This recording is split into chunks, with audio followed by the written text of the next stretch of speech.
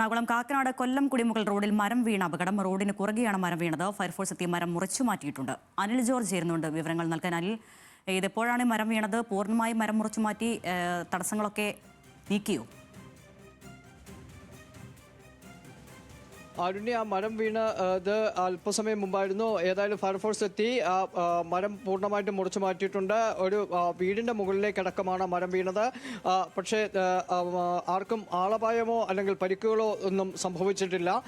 Fire force എത്തി മരം പൂർണ്ണമായും മുറിച്ചു മാറ്റുകയും ഗതാഗതം പുനഃസ്ഥാപിക്കുകയും ചെയ്തിട്ടുണ്ട്. പക്ഷേ അതിലും ഗൗരവമായ ഒരു കാര്യം ഉള്ളത് വേങ്ങൂർ പഞ്ചായത്ത്, അതായത് പെരുമ്പാവൂർ, എറണാകുളം പെരുമ്പാവൂരിലെ വേങ്ങൂർ പഞ്ചായത്തിൽ പാണിയേലി 3-ാം വാർഡിൽ അംഗൻവാടിക്ക് മുകളിലേക്ക് മരം കടപുഴുകി വീണു. കുട്ടികളും അംഗൻവാടി ജീവനക്കാരും ആ സമയത്ത് അംഗൻവാടിക്കുള്ളിൽ ഉണ്ടായിരുന്നു. എങ്കിലും പക്ഷേ ഇവർക്കാർക്കും ഭാഗ്യത്തിന് വലിയ ഒരു അപകടം മാറിപ്പോയി എന്നുള്ളതാണ്.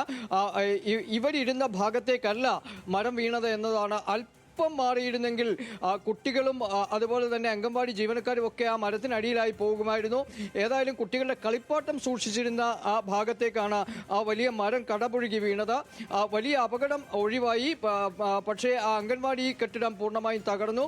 ഒപ്പം തന്നെ അതിനോട് ചേർന്നുള്ള ഒരു സബ് സെന്ററിന്റെ മുകളിലേക്കും മരം വീണിട്ടുണ്ട്. ഇങ്ങനെ കിഴക്കൻ മേഖലയിൽ വ്യാപകമായ രീതിയിൽ കാറ്റടിച്ച് മരം കടപുഴുകി വീണ് വലിയ തോതിൽ നാശനഷ്ടം സംഭവിച്ചുകൊണ്ടിരിക്കുകയാണ്. ഒപ്പം തന്നെ ചെല്ലാനത്ത് 6-ാം വാർഡിൽ ഇപ്പോൾ കടലാക്രമണം രൂക്ഷമാണ്.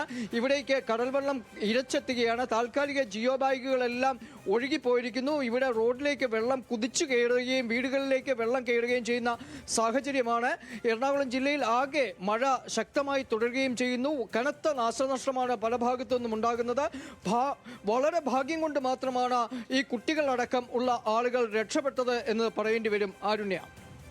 അനിൽ ജോർജാണ് കൊച്ചിയിൽ നിന്ന് വിശദാംശങ്ങൾ നൽകിയത്.